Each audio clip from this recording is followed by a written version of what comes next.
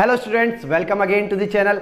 उम्मीद करता हूं कि आप लोगों की पढ़ाई बहुत अच्छी चल रही होगी और जितनी वीडियोस अभी तक आ चुकी हैं उन सबको आपने कवर अप कर लिया होगा। बच्चे, मैं आपको याद दिला दूं कि ये हमारी 15 डेज क्रैश कोर्स सीरीज है मैक्रो इकोनॉमिक्स की। शुरुआती चैप्टर्स की सभी वीडियोस हमारे इसी चैनल पर आ चुकी हैं, तो इस चैप्टर को देखने से पहले आपसे एक बार रिक्वेस्ट है कि उन वीडियोस को भी चेकआउट कर लीजिएगा। बच्चे, अब आज के चैप्टर में हम बात करेंगे short run equilibrium by using ADAS approach. Aggregate demand और एग्रीगेट सप्लाई की अप्रोच से हम इकोनॉमी का इक्विलिब्रियम फाइंड आउट करने का कोशिश करेंगे और उससे रिलेटेड जितने टॉपिक हैं उनको भी डिस्कस करेंगे। अगर आप चैनल पर नए हैं तो बच्चा, शुरू करने से पहले एक बार सब्सक्राइब बटन को दबा दीजिएगा और वीडियो को अभी के अभी अपने फ्रेंड ग्रुप में शेयर कर दीजिएगा। जो आपके आसपास के सहपाठी हैं जिन्होंने अभी तक इकोनॉमिक्स में कुछ नहीं पढ़ा है, वो इंतजार में बैठे हैं कि अभी तो पेपरों में बहुत दिन हैं, उनसे कहो कि भैया अब पढ़ लो, पेपर सर पे हैं, घर पे नहीं। अब ऑनलाइन वाला कोई फंडा नहीं है, कोविड बाबा वापस नहीं आने वाला। अब की बार पेपर पूरे दे के आने पड़ेंगे सेंटर पे जाके, वो भी 80 मार्क्स के। तो समझ लीजिए 3 घंटे का फुल फ्लेज पेपर रहने वाला है। पढ़ाई अब से शुरू कर दीजिए। क्लियर है? जो आज का टॉपिक है उसमें हम बात कर रहे हैं इक्विलिब्रियम एंड आउटपुट। बच्चा, हम एडीएस अप्रोच से इक्विलिब्रियम फाइंड करेंगे। सबसे पहली चीज हमें फाइंड आउट करना है short run equilibrium. Second concept of equilibrium, output GDP, determination of equilibrium, output GDP, ADS and SI approach. इन दोनों अप्रोच से कैसे इक्विलिब्रियम फाइंड किया जा सकता है उसकी बात करा। फिर शिफ्ट इन इक्विलिब्रियम और impact of additional investment in equilibrium, investment multiplier and its mechanism. बच्चे, without doing any further delay आज हम शुरू करते हैं अपना पहला टॉपिक, जिसमें बात करा concept of short run in macroeconomics and according to Keynes. मैंने आपको बताया था आप ज्यादातर चीजें कीन्स की थ्योरी के अनुसार ही पढ़ेंगे पुरानी वीडियो में। अगर बच्चे आपने ओल्ड वीडियोस को नहीं देखा है तो उनका लिंक हमारे डिस्क्रिप्शन में है, एक बार जाके प्लीज चेक कर लीजिए ताकि आप सीक्वेंस वाइज पूरी चैप्टर्स की सीरीज को पढ़ते आए तो आपको इस चैप्टर को समझने में ज्यादा दिक्कत ना हो।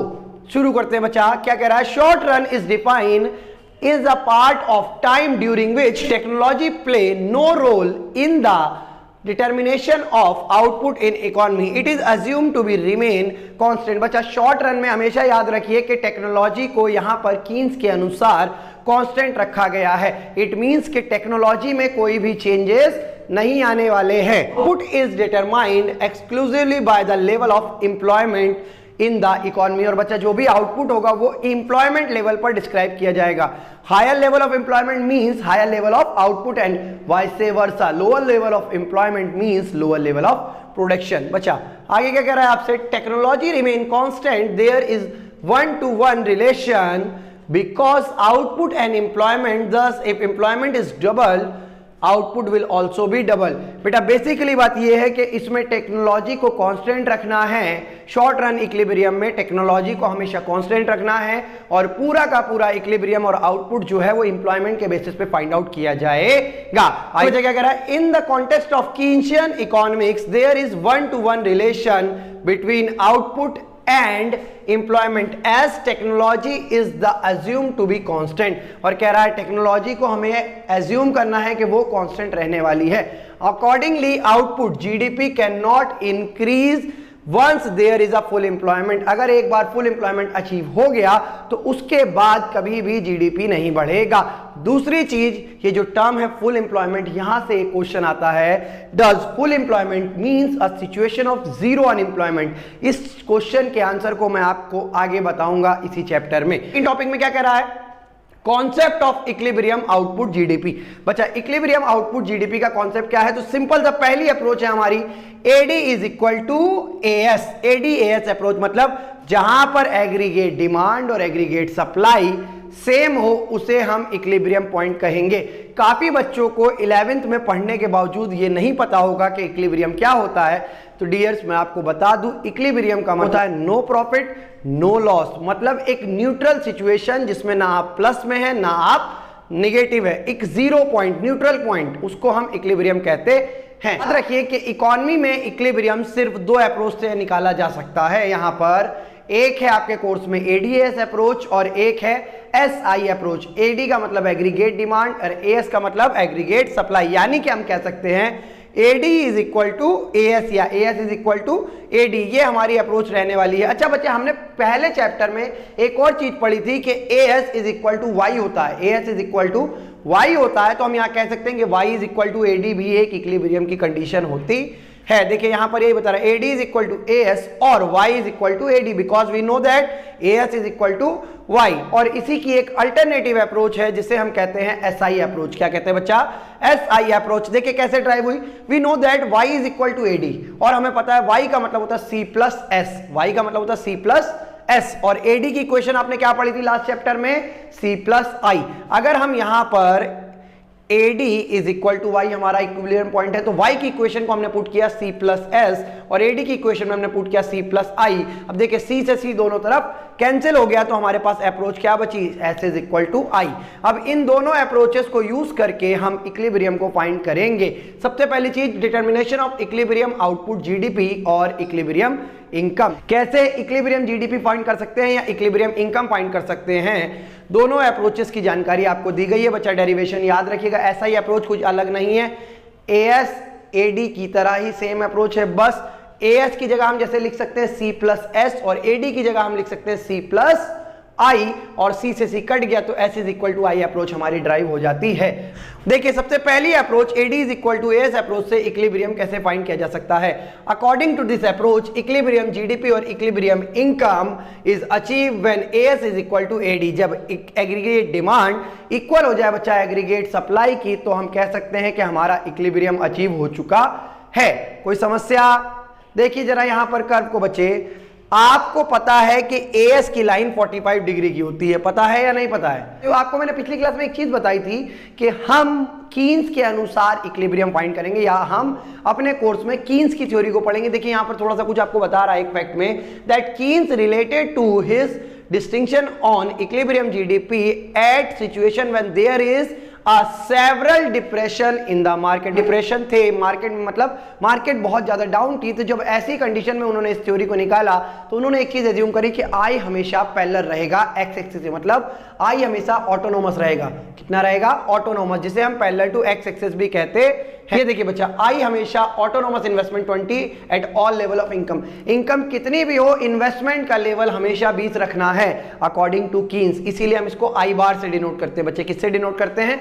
I बार से। अब हम इक्विलिब्रियम कैसे फाइंड करेंगे, जरा इसको देखिए बच्चे। आपको पता है कि ये आपका C जा रहा है, क्या जा रहा है? C। ये अभी Y और C का कर्व है, Y का मतलब इनकम, C का मतलब कंजम्पशन। अभी ये इक्विलिब्रियम नहीं, क्योंकि AD हमेशा C प्लस I होता है, AD हमेशा C प्लस I होता है, हाँ या ना? बच्चा देखिए, हमने C समझ लिया, Y समझ लिया, I समझ लिया और AS और AD को समझ लिया। अब हमें इक्वेशन फाइंड करनी है इक्विलिब्रियम की, जहां पर AS is equal to AD हो या Y is equal to AD हो। तो बच्चे देखिए, हमें Y गिवन है 0, 20, 40, 60, 20 के गैप पे हमने Y ले ली। उसके बाद हमें कंजम्पशन गिवन है 30, 40, 50, 60, 70, 80, 10, 10 के गैप पे 30 से शुरू करके बढ़ाना शुरू कर दिया। और हमें I अभी हम लोगों ने पीछे पढ़ा था कि वो 20 कांस्टेंट है।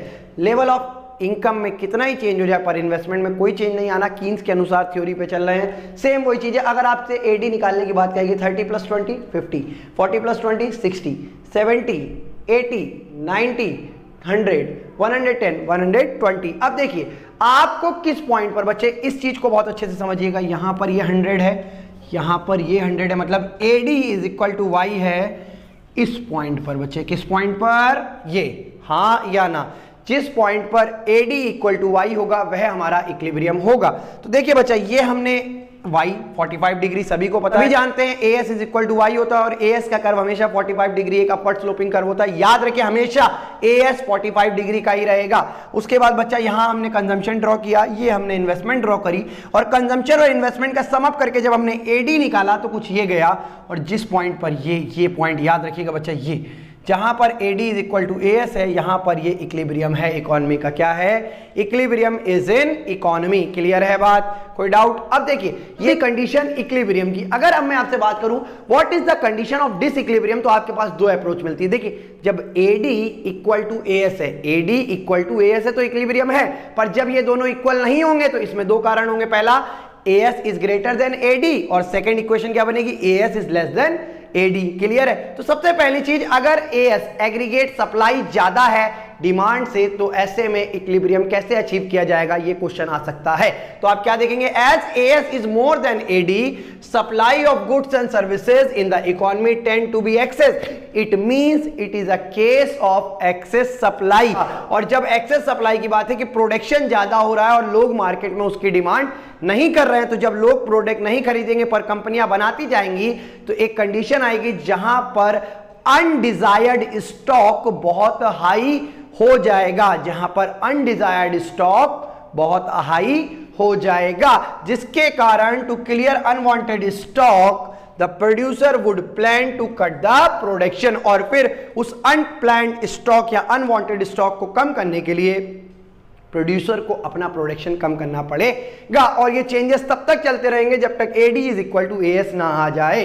बच्चा दूसरा केस, जब AS is less than AD हो, तो ऐसे में यहां पर AS is less than AD, it means it is a case of excess demand, मतलब डिमांड ज्यादा है और सप्लाई कम है। लोग ज्यादा खरीदना चाहते हैं पर प्रोड्यूसर सेक्टर उस सप्लाई से डिमांड को फुलफिल नहीं कर पा रहा है, सप्लाई से डिमांड को फुलफिल नहीं कर पा रहा बच्चे। तो इसका एक क्या एग्जांपल रहेगा, in the economy tend to less their demand, less than their demand, supply कम रहेगी उनकी डिमांड की अपेक्षा, the existing stock of producer would be sold out and producer would suffer the loss of unfulfilled demand. Producer को क्या सफर करना पड़ेगा, unfulfilled demand के कारण लॉस। बच्चे एक एग्जांपल के रूप में आप समझ सकते हैं कि आपकी दुकान पे लोग सामान खरीदने आ रहे हैं, लेकिन मार्केट में सप्लाई इतनी कम है उस प्रोडक्ट की कि आप उसे फुलफिल नहीं कर पा रहे हैं और आपको कस्टमर्स को वापस लौटाना पड़ रहा है। अब आपके मन में आएगा नहीं, अगर यार अगर मेरे पास प्रोडक्ट होता है, सप्लाई बढ़ी होती, तो आज हम अच्छा खासा मुनाफा कमा रहे होते।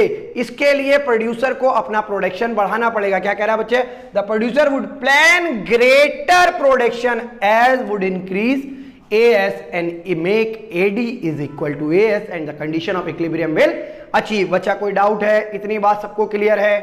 पक्का। हम बात करते हैं SI अप्रोच की। बच्चे ध्यान से समझिए, SI approach and equilibrium GDP and income. अब की बार देखिए सेम वही फंडा है, बस कर्व बदल जाएंगे। अब की बार हम सेविंग और इन्वेस्टमेंट कर्व से डिसाइड करेंगे कि किस पॉइंट पर हम इक्विलिब्रियम पे हैं। जहां पर सेविंग और इन्वेस्टमेंट इक्वल हो वो हमारा इक्विलिब्रियम की कंडीशन होगी। बच्चे जैसे कि आपने अभी सीखा था कि आपकी इन्वेस्टमेंट 20 फिक्स है, आपकी इन्वेस्टमेंट 20 फिक्स है। अब देखिए आपकी इनकम पता थी, आपको कंजम्पशन पता था, तो इनका डिफरेंस जो होगा वो सेविंग होगा। कैसे, जब इनकम 0 है तो कंजम्पशन 30 है, तो ऐसे में डिससेविंग होगी या नहीं होगी, -30 जाएगा, हाँ या ना, जल्दी बताइएगा। फिर 20 कंजम्पशन 40, अभी -20 सेविंग में है, 40 50 -10 60 60 0, यानी कि यहां पर सेविंग हो गई नील। अब consumption is equal to income which means it is a point of break even. पिछला चैप्टर पढ़ाइए, अगर नहीं पढ़ा है वीडियो देख लीजिए बच्चे, नहीं तो कॉन्सेप्ट में फंस सकते हो, एक बार जाके चेक कराओ। क्या कह रहा है, 60 is equal to 60 means y is equal to consumption, that means कि ये ब्रेक इवन पॉइंट है। और इसके बाद जैसे जैसे इनकम बढ़ रही है, कंजम्पशन बढ़ रहा है, लेकिन सेविंग भी थोड़ी थोड़ी बढ़ती जा रही है। अब बच्चे आप एक चीज समझिए कि जहां पर S इक्वल टू आई है, जहां पर S इक्वल टू आई है, तो देखिए यहां पर सेविंग 20 है, यहां पर I भी 20 है, ऐसे में हमारा कंजम्पशन 80 है और इनकम 100 है। तो ये पूरा का पूरा पॉइंट हमारा बच्चे इक्विलिब्रियम पॉइंट कहलाएगा। क्या कहलाएगा, इक्विलिब्रियम पॉइंट। कोई दिक्कत है, इतनी बात क्लियर है? मैंने अभी भी बताया था क्या कि I बार हमेशा पैरेलल टू एक्स एक्सेस रहेगा और हम एक्स एक्सेस पे हमेशा इनकम को डिनोट करेंगे और वाई एक्सेस पे हमेशा हम इन्वेस्टमेंट को डिनोट करेंगे। याद रखिए, जब भी आप खाली इन्वेस्टमेंट का कर्व बना रहे हैं तो वाई एक्सेस पे investment saving and down side X axis पे इनकम को डिनोट किया जाएगा। और उसके बाद आपको पता है कि आपकी सेविंग हमेशा निगेटिव से शुरू होती है। बच्चा कहां से शुरू होती है, निगेटिव से, और फिर एक पॉइंट आता है जहां पर ब्रेक इवन होता है, वहां पर सेविंग 0 होती है और फिर धीरे धीरे बढ़ती है। और देखिए ये पॉइंट है जहां I is equal to S है, जहां I is equal to S है, और यही हमारा इक्विलिब्रियम पॉइंट है। क्या है बच्चा, इक्विलिब्रियम पॉइंट। फिर से यहां पर एक सवाल उठता है, क्या जब AD is equal to AS था तो भी इक्विलिब्रियम मिला, S इक्वल टू I है तो भी इक्विलिब्रियम मिला, तो वैसे ही जब AD not equal to AS होगा, या सिंपल सी बात यह है कि S not equal to I होगा, तब हम क्या करेंगे, it means it a situation of disequilibrium. बच्चे यहां पर इक्विलिब्रियम नहीं मिल रहा है तो क्या किया जाएगा? अब एक सिंपल सा फंडा समझिए, m is the point of s equal to i। ये जो e पॉइंट है बच्चा, ये आपका इक्विलिब्रियम पॉइंट है। इतनी बात क्लियर है। अब अगर हम आगे बढ़े और हमको पता जाए क्या हो कि जब s is greater than i हो या s is less then i हो, तो बच्चे देखिए सिंपल सा फंडा है, आपको दिमाग में एक कॉन्सेप्ट पकड़ लो। बहुत से लोग कहते हैं कि इसको रट डालो, मैं कहता हूं एक कॉन्सेप्ट पकड़ लो। क्या? s किससे निकल के आया है? as से। i किससे निकल के आया था? ad से। तो मतलब यहां पर इनडायरेक्ट देखा जाए तो ये कह रहा है ad is greater, sorry as is greater than ad, और दूसरी इक्वेशन में क्या कह रहा है? as is less then ad। वही बात है या नहीं? तो जो आपने वहां लिखा था वही यहां पर लिखेंगे, बस थोड़ा सा लैंग्वेज को घुमाया जाएगा। बच्चा देखिए क्या कह रहा है, in case s is greater than i, it implies the situation where fall in expenditure through s is more than rise in expenditure through i. Accordingly, aggregate expenditure in the economy would be less what it is needed to buy the planned output.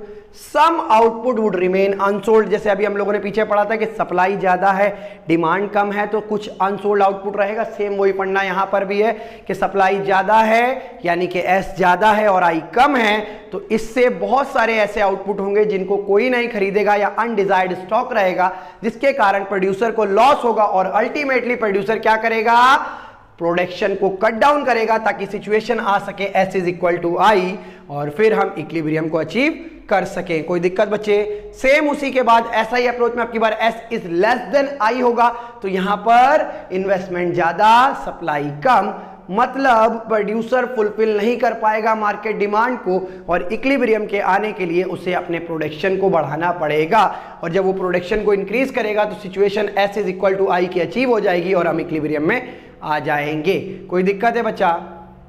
आगे देखिए क्या कह रहा है, short period analysis equilibrium GDP according to the Keynesian theory there is a discussion only the reference of short period. ये पहली चीज short period की बात करता है। दूसरा टू सेक्टर इकोनॉमी की बात कर रहा है, यानी कि यहां क्लोज इकोनॉमी की बात हो रही है, ओपन इकोनॉमी की बात नहीं हो रही कीन्स के अनुसार। और AS is perfectly elastic, AS को हमेशा परफेक्टली इलास्टिक माना गया है। कोई दिक्कत है बेटा? 11th क्लास की डिमांड सप्लाई में आपने पढ़ा होगा इलास्टिक इन इलास्टिक, यानी कि एक में चेंज आने पर जिसमें बहुत ज्यादा चेंज आए उसे हम परफेक्टली इलास्टिक कहते हैं। Shift in equilibrium, impact of additional investment. अगर एडिशनल इन्वेस्टमेंट आएगी तो इक्विलिब्रियम में क्या शिफ्ट होगा और क्या रोल प्ले किया जाएगा? देखिए, increase in investment cause increase in level of AD. बच्चा जैसे आई बढ़ा मतलब एडी भी बढ़ेगा, और जब इंक्रीज इन इन्वेस्टमेंट होता है तो इसको हम कहते हैं इंड्यूस इन्वेस्टमेंट। क्या कहते हैं बच्चा? Induce investment. तो क्या होगा? देखिए एडी ऊपर चला जाएगा तो इससे इक्विलिब्रियम भी अपवर्ड शिफ्ट हो जाएगा, और आई अगर घट जाएगा तो इससे इक्विलिब्रियम डाउनवर्ड शिफ्ट हो जाएगा। इसके बाद अब हम आते हैं अपने अगले टॉपिक पे, जिसमें हम बात करेंगे investment multiplier and its mechanism. देखिए इन्वेस्टमेंट मार्केट में किस तरीके से मल्टीप्लाई करती है।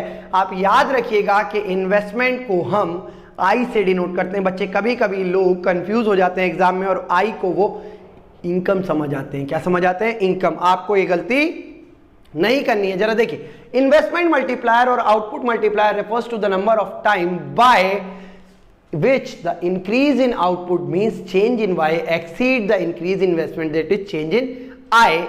It is measured as ratio between change in y and change in I. तो इन्वेस्टमेंट मल्टीप्लायर का फॉर्मूला होगा K is equal to change in y upon change in I। बच्चे ये चीज याद रखिएगा, इन्वेस्टमेंट मल्टीप्लायर का formula change in y upon change in I। Clear है? देखिए आगे क्या कह रहा है, आपको सिंपल सी बात बता रहा है। इन्वेस्टमेंट इंक्रीज हुई 15 करोड़ से, देखिए चेंज इन वाई है 15 करोड़ और इनकम में चेंज आया इससे 60 करोड़, तो आप क्या करेंगे 60 अपॉन 15 इक्वल टू 4 टाइम, यानी कि आपका मल्टीप्लायर आया बच्चे 4। फॉर्मूला आपने के निकालने का इन्वेस्टमेंट मल्टीप्लायर का क्या सीखा है? Change in Y upon change in I. एक और फॉर्मूला याद रखिएगा, how do we define that K is equal to 1 upon 1 minus MPC. K is equal to 1 upon 1 minus MPC को किस तरीके से डिफाइन किया गया है, ये एक डेरिवेशन आपको गिवन है। देखिए ये एक मैथमेटिकल अप्रोच चली जाएगी जो मैं बिलीव करता हूं कि आपको प्रूविंग के रूप में नहीं मांगेगा, तो अननेसेसरी आपको इसको याद करने की जरूरत भी नहीं है।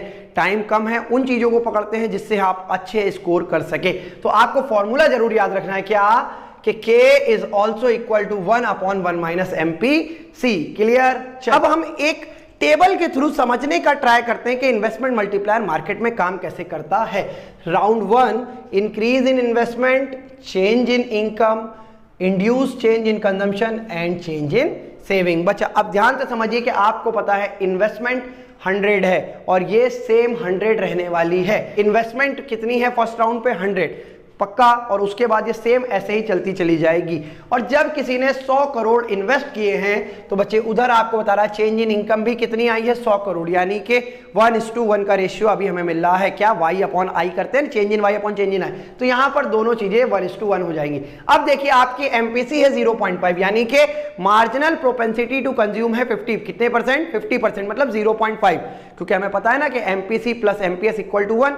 अगर एमपीसी 0.5 है तो एमपीएस भी 0.5 होगा, मतलब आधा कंज्यूम आधा सेव। अब देखिए अगर 100 रुपए आए तो 50 रुपए किसी ने कंज्यूम किए और 50 रुपए किसी ने सेव किए। और बच्चे एक का खर्चा दूसरे की इनकम होता है या नहीं होता? तो अब फिर से किसी और की इनकम में कितने का चेंज आया? 50 का। अब 50 में से फिर से किसी ने 25 कंज्यूम किए और 25 सेव किए, तो ये जो कंज्यूम किया ये किसी की इनकम बना। और ये सेम इसी साइकिल को हम आगे बढ़ाते ले जाएंगे और हमारा आई 100 रहा, टोटल इसका कितना बन जाएगा? 200, और यहाँ 100 आ जाएगा। अब देखिए आप लोग सोच रहे होंगे ये कैसे आया, तो बच्चे आप एक सिंपल सा फंडा लगाइए। क्या? कि आपको अभी अभी मैंने एक फॉर्मूला बताया था, K is equal to 1/1 minus MPC. बच्चा क्या फॉर्मूला बताया था? K is equal to 1/1 minus MPC, और हमें पता है 1 minus MPC is equal to MPS होता है, हाँ या ना? बेटा MPC plus MPS equal to 1 होता है, हाँ या ना? तो हम कह सकते हैं 1/एमपीएस। बेटा हमारा एमपीएस है 0.5, एमपीसी 0.5 है तो एमपीएस भी कितना होगा? 0.5। तो हमने यहां पर मल्टीप्लायर कितना निकाला बच्चे? 2 टाइम। कितने टाइम निकला है? 2 टाइम। 1/0.5 को जब आप सॉल्व करोगे तो आपको आएगा 2। तो बच्चे इस टेबल में हमारी इनकम मैक्सिमम कितनी बार मल्टीप्लाई करेगी? 2 टाइम। या आप कह लीजिए हमारी इन्वेस्टमेंट कितनी बार मल्टीप्लाई करेगी? 2 टाइम। तो 100 इंटू 2 मीन्स 200। बच्चा कितने का इन्वेस्टमेंट मल्टीप्लायर से क्रिएट होगा? 2 गुना। मतलब जब आपकी इनकम का टोटल आपकी इनिशियल के डबल हो जाए, यानी कि 100 का इंटू 2 करिए, कितना होगा? 200, और 100 करोड़ कंज्यूमशन और 100 करोड़ सेविंग, इसको कहा जाएगा इन्वेस्टमेंट मैकेनिज्म या इन्वेस्टमेंट मल्टीप्लायर का मैकेनिज्म। कोई समस्या है बच्चा? इतनी बात क्लियर है? पक्का। चलिए आगे बढ़ते हैं। अब हमसे क्या कह रहा है? Forward action and backward action of multiplier. Multiplier का फॉरवर्ड एक्शन या बैकवर्ड एक्शन क्या होता है? देखिए फॉरवर्ड का मतलब होता है आगे बढ़ना, यानी कि ज्यादा इंक्रीज होना, और बैकवर्ड का मतलब होता है कम होना। बेटा अगर आपका मल्टीप्लायर फॉरवर्ड है, there is a multiple increase in income cause by increase in investment. जैसे जैसे आई में चेंजेस आएंगे इनकम में भी चेंजेस आते जाएंगे, और बेटा वाई से वर्षा रहेगा। क्या? कि अगर आपका मल्टीप्लायर निगेटिव जा रहा है या बैकवर्ड जा रहा है तो ऐसे में इनकम कम होगी, क्योंकि इन्वेस्टमेंट भी कम हो रही है। कोई दिक्कत? इतनी बात क्लियर? चलो आगे देखिए, एक क्वेश्चन देख लीजिएगा हॉट्स में। ये इंपॉर्टेंट क्वेश्चन है, वैसे तो मैं इस सीरीज में क्वेश्चन अलग से कवर कराऊंगा, पर एक क्वेश्चन ये मुझे बहुत इंपॉर्टेंट लगा तो मैंने कहा आपको मैं बता दूं। क्या? Briefly explain the multiplier process. अगर आपको मल्टीप्लायर प्रोसेस को एक्सप्लेन करने के लिए आए तो इस तरीके से आप फ्लो चार्ट बना के भी एक्सप्लेन करके आ सकते हैं। क्या? चेंज इन इन्वेस्टमेंट से क्या होगा? इनकम में चेंज आएगा, इनकम में चेंज आने से कंजम्पशन में चेंज आएगा, और कंजम्पशन में चेंज आने से आपका अल्टीमेट इनकम में फिर से चेंज आएगा। कोई दिक्कत? चलिए अब देखिए बच्चा, आप इसको एक्सप्लेन कैसे करेंगे? Change in investment cost, change in income, as a result there is change in consumption expenditure at one person is an income of another person. अभी मैंने आपको बताया एक का खर्चा दूसरे की इनकम है, और ये प्रोसेस रिपीट होता चला जाएगा, और जब तक फॉरवर्ड रहेगा तब तक इन्वेस्टमेंट और इनकम दोनों में पॉजिटिव चेंज आते रहेंगे, बढ़ती रहेगी, और जब बैकवर्ड जाएगा तो दोनों ही घटते रहेंगे। बच्चे इसी के साथ हमारा चैप्टर नंबर 9 भी कंप्लीट होता है, और अब हम आपसे मिलेंगे अगली वीडियो में जिसमें हम चैप्टर 10 डिफ्लेशनरी गैप और इन्फ्लेशनरी गैप पर बात करने वाले हैं। अगर आपको कोई भी डाउट है बच्चा तो आप हमें मेल कर दीजिए trickeyeconomics@gmail.com पर, या आप हमसे सोशल मीडिया पर कनेक्ट होइए। हमारे सोशल मीडिया इंस्टाग्राम हैंडल का यूजर नेम ट्रिकी इकोनॉमिक्स ही है, आप सेम नाम से सर्च कीजिए, आपको टॉप पर मिलेगा। आप अपने क्वेश्चन को, अपने डाउट को हमें डीएम कर दीजिए, हम आपको ट्राई करेंगे कि जल्दी से जल्दी उसका सॉल्यूशन प्रोवाइड करा सके। बच्चे अगर चैनल पर नए हो तो प्लीज चैनल को सब्सक्राइब कर दो, पूरी वीडियो देख रहे हो तो लाइक भी कर देना। अगर अच्छा लग रहा है हमारा डेडिकेशन आपको पढ़ाने के लिए और आपको कुछ फ्रूटफुल रिजल्ट मिल रहे हैं हमारी इस सीरीज से, तो प्लीज कमेंट सेक्शन में यस और नो लिख के जरूर बताइएगा कि हाँ ये सीरीज आपको हेल्प कर रही है या नहीं कर रही है। और अगर आप ऐसे ही आगे भी सीरीज चाहते हैं तो कमेंट में लिखिए यस भैया हमको इंडियन इकोनॉमी की सीरीज दो, तभी मैं सीरीज प्रोवाइड कराऊंगा। तक सीक्वेंस से सारी वीडियोस को एक बार देख डालो, रेगुलर वीडियो आपको मिल रही है। अगर आपको पढ़ने में मजा आ रहा है और ये सीरीज आपको हेल्प कर रही है तो प्लीज लाइक शेयर और सब्सक्राइब रुकने नहीं चाहिए। जितना ज्यादा अपने फ्रेंड सर्कल में हो सकता है चैनल को प्रमोट कीजिए। अपने फ्रेंड्स के, अपने क्लास के जितने भी फ्रेंड सर्कल में आपका है जो इकोनॉमिक्स लिए हुए हैं, पढ़ रहे हैं, उनको नहीं समझ आ रही है तो एक बार ये लिंक भेज के देखिए कि हाँ भाई इससे तुम एक बार ट्राई करो पढ़ने का, क्या पता शायद उनका भी कुछ भला हो जाए। अगली वीडियो में, तब तक के लिए थैंक यू।